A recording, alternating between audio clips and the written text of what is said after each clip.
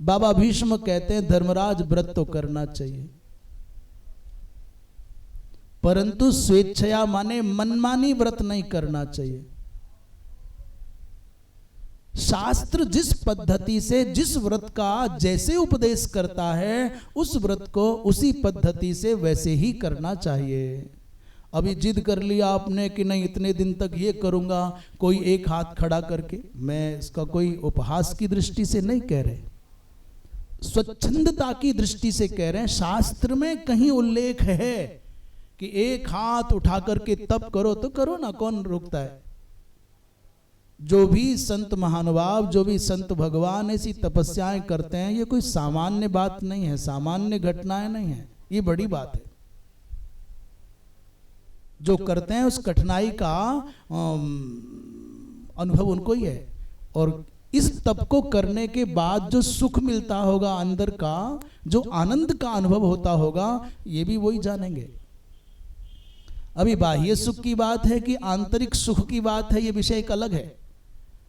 परंतु बाबा भीष्म कहते हैं कि भैया अवैदिक व्रत करना और स्वेच्छा से मनमाना कोई व्रत और अनुष्ठान करना, इसका कोई अर्थ नहीं है। शास्त्र जैसे कहे, जितना कहे उतना ही करो,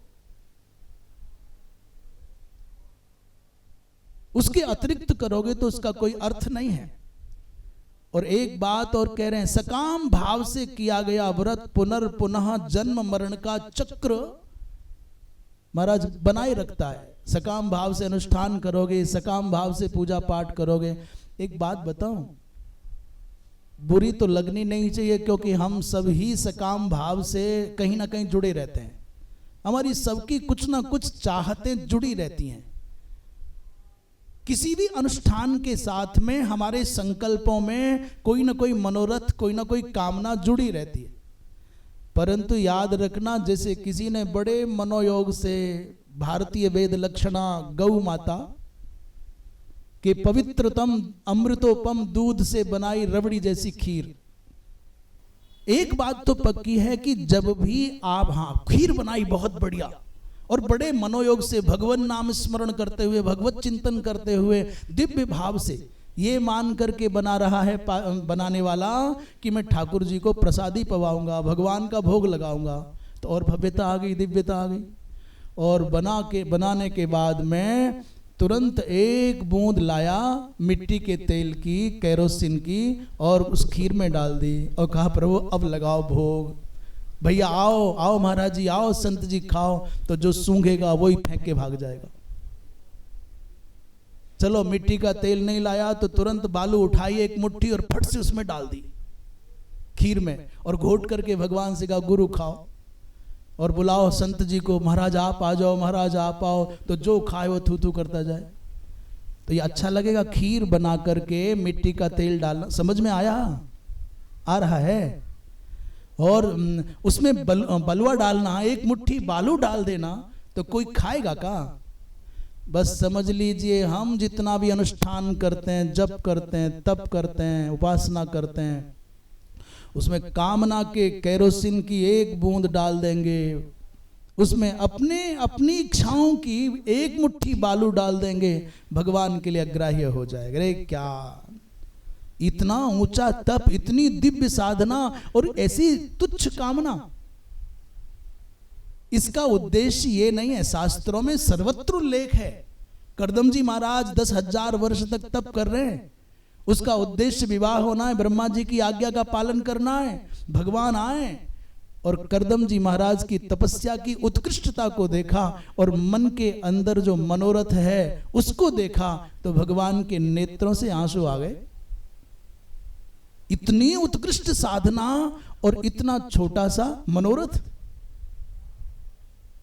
अंत में भगवान ने कहा कि तुम्हारी तपस्या की उत्कृष्टता के प्रतिफल स्वरूप 9 कन्याएं तो होंगी, पर एक पुत्र के रूप में कोई और नहीं, मैं ही तुम्हारे यहां स्वयं चल करके आऊंगा।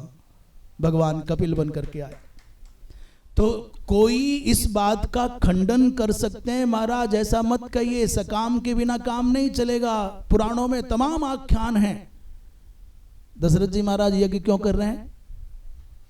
बताइए, पुत्रेष्टि यज्ञ करना चाहते हैं, वशिष्ठ जी से प्रार्थना की, श्रृंगी ऋषि को बुलाया गया, इतना उद्यम हुआ, क्यों? एक किसान खेत में बीज बोता है, क्यों? एक अध्यापक विद्यार्थियों को पढ़ाता है, क्यों? एक चिकित्सक रोगियों को औषधि देता है, क्यों?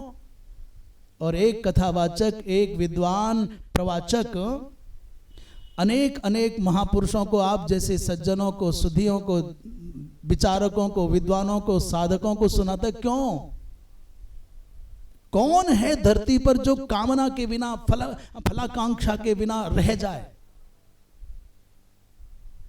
कोई इस बात का खंडन करना चाहेंगे कि साहब कैसे कह सकते हो, खीर बनाई, उसमें एक मुट्ठी कामना की बालू डाल दी और एक बूंद केरोसिन का तेल डाल दिया तो भगवान के लिए अग्राह्य हो जाएगा।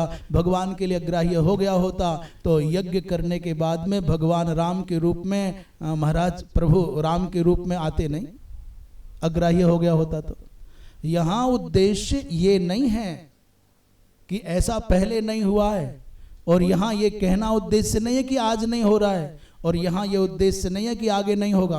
अपितु तात्पर्य इतने में ही है कि निष्काम भाव से यदि करने की वृत्ति का उदय हो जाए तो उसके द्वारा प्राप्त होने वाला जो आनंद है वो सृष्टि में कहीं नहीं मिल सकता। वृंदावन विहारी लाल की।